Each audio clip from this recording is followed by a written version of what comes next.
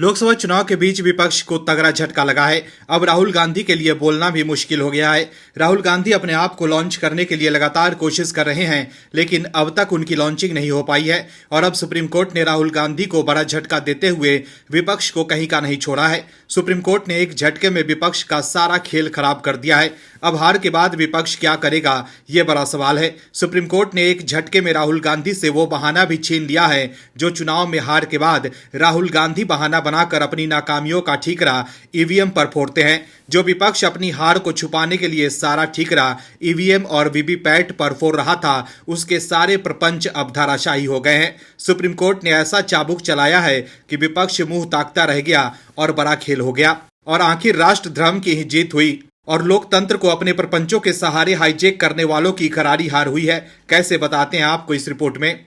दरअसल electronic voting machine यानी EVM से मतदान और मतदान के बाद निकलने वाली हर वीवीपैट स्लिप का मिलान करने की मांग को सुप्रीम कोर्ट ने खारिज कर दिया है। शीर्ष अदालत ने यह अहम फैसला सुनाते हुए बैलेट पेपर से भी चुनाव कराने की मांग को खारिज कर दिया है। इसके साथ ही चुनावी प्रक्रिया को लेकर उठ रहे तमाम सवाल खत्म हो गए हैं। अदालत ने लंबी चली सुनवाई के बाद बुधवार को फैसला सुरक्षित रख लिया था। सुप्रीम कोर्ट ने ईवीएम से ही वोटिंग जारी रहने का फैसला दिया है, लेकिन यह भी कहा है कि चुनाव में दूसरे या तीसरे नंबर पर रहने वाला कोई कैंडिडेट 5% ईवीएम की जांच करा सकता है। इसकी जांच में आने वाला खर्च शिकायत करने वाले उम्मीदवार को ही उठाना होगा। अदालत ने यह भी कहा है कि मतदान के बाद कम से कम 45 दिनों तक वीवीपैट स्लिप को सुरक्षित रखना होगा। ऐसा इसलिए ताकि किसी तरह के विवाद की स्थिति में ईवीएम में पड़े वोटों के साथ उसका मिलान किया जा सके।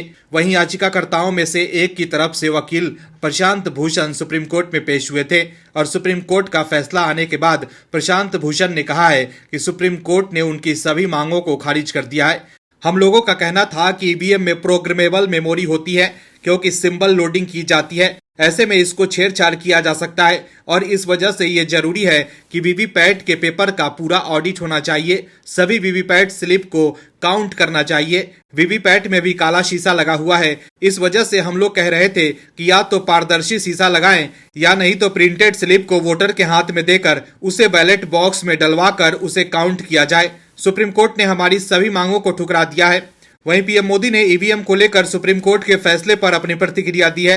पीएम मोदी ने कहा है कि बैलेट पेपर को लूट कर राज करने वाले अब ईवीएम को बदनाम कर रहे हैं। पीएम मोदी ने कहा है कि ईवीएम को लेकर भ्रम फैलाया गया है। तो देखा आपने कैसे अब सुप्रीम कोर्ट के फैसले के बाद विपक्ष बैकफुट पर आ गया है। राहुल गांधी जो ईवीएम पर सवाल उठा रहे थे, अब वो चुप है। राहुल गांधी जो हार के बाद ईवीएम पर ठीकरा फोड़ते थे, वो सुप्रीम कोर्ट के फैसले के बाद अब शांत पड़ गए हैं। सुप्रीम कोर्ट के इस फैसले के बाद राहुल गांधी अब हार के बाद ईवीएम पर ठीकरा भी नहीं फोड़ पाएंगे।